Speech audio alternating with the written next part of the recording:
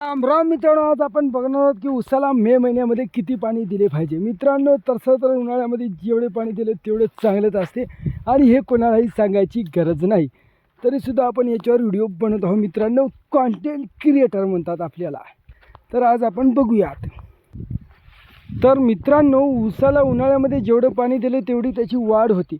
जर आपलं क्षेत्र कमी असेल तर भिजवा होत असेल तर शक्यतो मे महिन्यामध्ये 3 पाणी दिले पाहिजे आपण. 1 मे, 10 मे, 20 मे असं म्हणजे 3 पाणी मे महिन्यात जर झाले तर ऊसाची जबरदस्त वाढ होईल मित्रांनो. आणि पाणीच नसेल तर आपण कुठून देणार आहोत. तर एक जरी पाणी दिले तरीसुद्धा चालते जर पाण्याचा अभावी पाण्याची कमतरता असेल तर. मित्रांनो, पाणी असेल तर 1-2 पाणी दिले तरी चालते आणि भरपूर प्रमाणात पाणी असेल आणि क्षेत्र कमी असेल तर 3 पाणी उसाला दिलेली 10-10 दिवसाच्या अंतराने उन्हाळ्या मे महिन्यामध्ये केव्हाही चांगले मित्रांनो.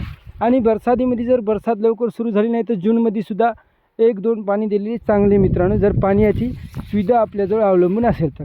कारण यावेळेसच आपल्या उसाचा ॲव्हरेज अवलंबून आहे मित्रांनो. आता जसं की कोणाकडे 15-20 एकर शेती असते तर त्यांना असं एवढं भिजवणं शक्य नसते मित्रांनो. हे कोणाचं आहे 2 एकर 3 एकर वाल्यांचं.